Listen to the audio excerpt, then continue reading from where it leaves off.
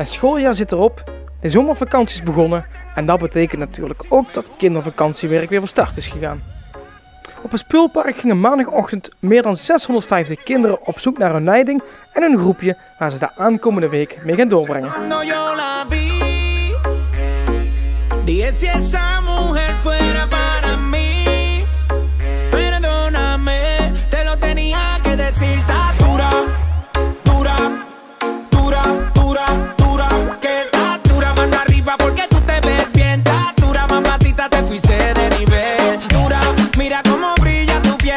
Ja, we zijn vandaag begonnen met een meerkamp. Meerkamp op ons eigen terrein, lekker op het Orapark, in de bossen en in op de zandvlakte.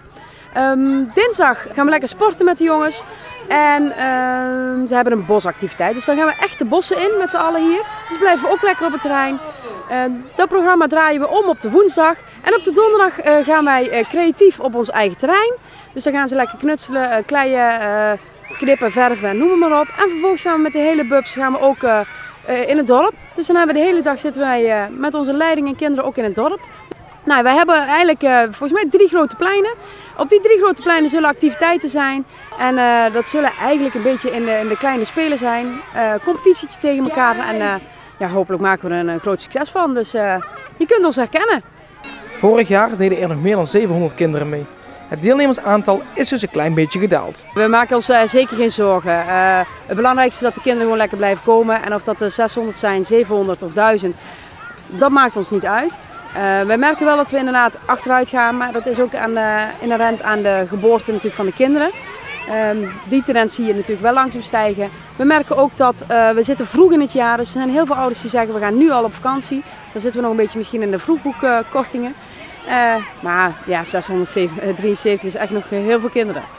Waar kindervakantiewerk zich meer zorgen over maakt, is de hulp van de broodnodige vrijwilligers gedurende de week. Vrijwilligers is wel moeilijk, zowel als leiding die op de groepen staan. Dat wordt wel, we merken dat de ervaren leiding langzaam uitstroomt. Dat mag ook voor sommigen na 10, 15 jaar mag dat ook. Die beginnen misschien zelf ook aan kinderen, dus dat begrijpen we ook helemaal. De jonge aanwas, dat komt wel langzaam, maar we hebben gemerkt dat we toch wel een paar keer noodoproepen hebben moeten doen. We hebben het Metameer en het Rijnland bereid gevonden om toch nog wat een stage erin te gooien voor sommigen in samenwerking met ons. Dus daardoor hebben we nog wat leiding kunnen peuteren. En we hebben toch wat groepen moeten schrappen en verdelen onder de andere groepen om het helemaal dekkend te krijgen. We merken dat ook het helpen, de handjes van de ouders en de opa's en oma's, dat loopt ook terug. Ja, waar dat aan ligt weten we niet. Wij hopen altijd dat ze heel graag komen. Het mag voor een dagdeel zijn, het mag voor een hele dag. En wij snappen ook als er een jonge broertje of zusje bij is dat het ook wat moeilijker is. Maar die mogen ook gewoon mee. En ja, meer als vragen kunnen we niet en noodoproepen doen, dat is het enige wat we kunnen doen. En wij zijn eigenlijk al blij met alle handjes die helpen. Maar ondanks deze ontwikkeling laat de organisatie zich zeker niet uit het veld slaan. Zeker, zeker. Kinderen willen altijd spelen. En gelukkig is er altijd een organisatie die ook altijd dit wil organiseren. Dus ja, we hebben een hele leuke club en we proberen altijd heel creatief te zijn. En welk kind wil nou niet lekker buiten spelen?